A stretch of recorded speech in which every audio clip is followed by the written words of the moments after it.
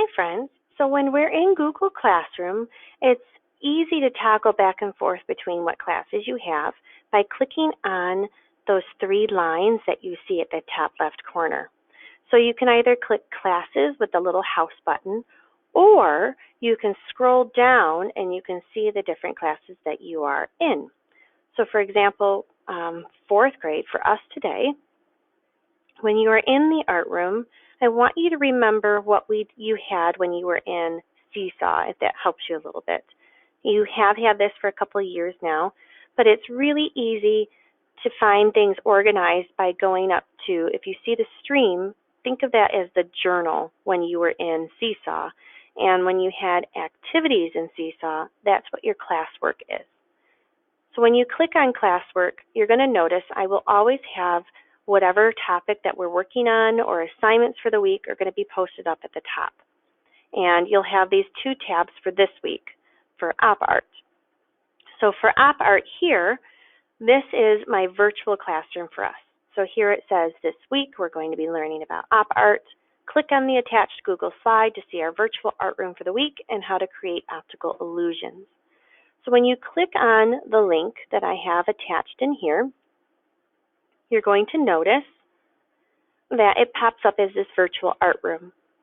The lesson that the first few slides that I went over in class today, I pre-recorded it here. And I'll have it here so that way if you ever have questions or trying to remember what we talked about in class, or if you're remote for the day and you're not able to join during the remote art class, during the live art class in your classroom, you can always listen to my presentation here.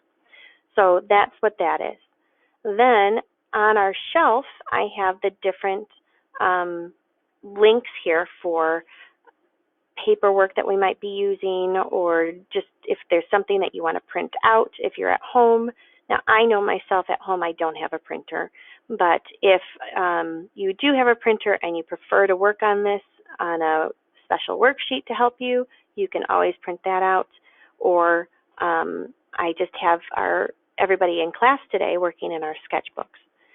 The next little picture up on our shelf is actually the packet that I was talking about in my presentation.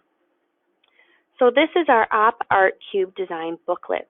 When you're home, if you want to keep practicing, you can practice by coming over here and seeing the different ones. So there's 10 pages, as you can see.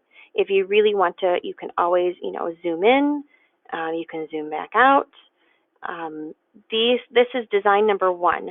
So here, this is step 1, and you take all the way to step 4, step 5, step 6 is when you're finished to make this really cool wave. As you slide down, you can make a OpArt Sunburst letter.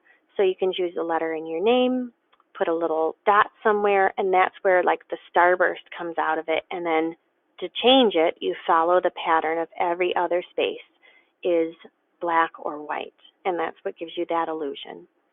The tubes are really fun. So if you remember in when we did our weaving, everything goes over, under, over, under. So what I do is I started with in here in this first space, all I did is do under like this, and then you can switch to over. The next one you'll go over, and you're always going to the next line. You're starting from where you last left off. And I usually do space by space because otherwise it gets a little confusing. So this one was under, this one is over, this one's going to be under.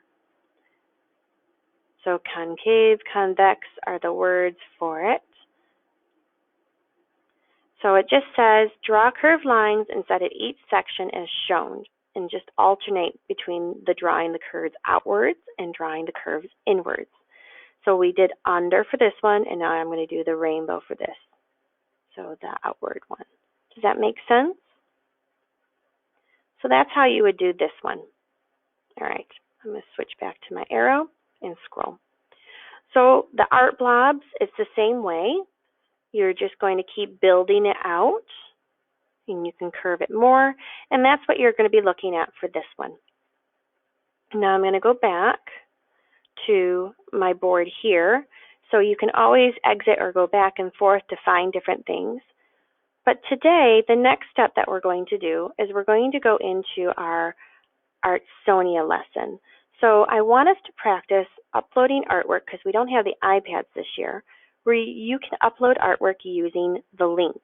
I give you a specific link for Artsonia here that takes you right to the project, so you don't have to search for anything. When you click on that, it's going to prompt you to sign in. You can either sign in with an access code or you can sign in with your Google account. What you'll do is you're going to click on Sign in with Google, and then you're going to click on yourself to sign in, okay? I'm going to stop sharing at this point right here, and I can walk us through the next step.